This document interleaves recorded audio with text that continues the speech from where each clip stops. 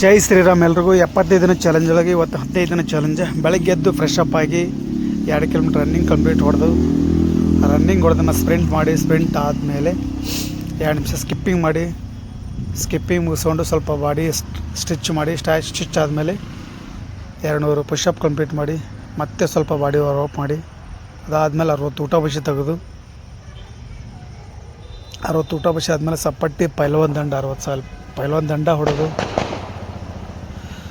10 kg stone ಊಟ ಬಸಿ ತೆಗೆದು ಫ್ರಾಗ್ ಜಂಪ್ ಮಾಡಿ, ಇವತ್ತು ನನ್ನ ಬಾಡಿ ಕಂಡೀಷನ್ ನೋಡ್ಕೊಂಡು ಸೀದಾ ರೂಮಿಗೆ ಬಂದು ಸ್ವಲ್ಪ ಹಣ್ಣು ತಿಂದು, ಹಣ್ಣಾದಮೇಲೆ ಸ್ವಲ್ಪ ಪ್ರೋಟೀನ್ ತಿಂದು ಭಗವದ್ಗೀತೆ ಓದಿ ಕಲ್ತಿರೋಂಥ ಹೊಸ ವಿಷಯ ಏನಪ್ಪ ಅಂದ್ರೆ, ಜೀವನದ ಬದಲಾವಣೆ ವಿರುದ್ಧ ಹೋರಾಡುವುದನ್ನು ನಿಲ್ಲಿಸಿದಾಗ ಶಾಂತಿ ಕಂಡುಬರುತ್ತದೆ. ನಿಜವಾದ ಶಕ್ತಿ ಇರುವುದು ಬೆಳೆಯುತ್ತಲೇ ಬರುವುದನ್ನು ಹೊಂದಿಕೊಳ್ಳುವುದರಲ್ಲಿ.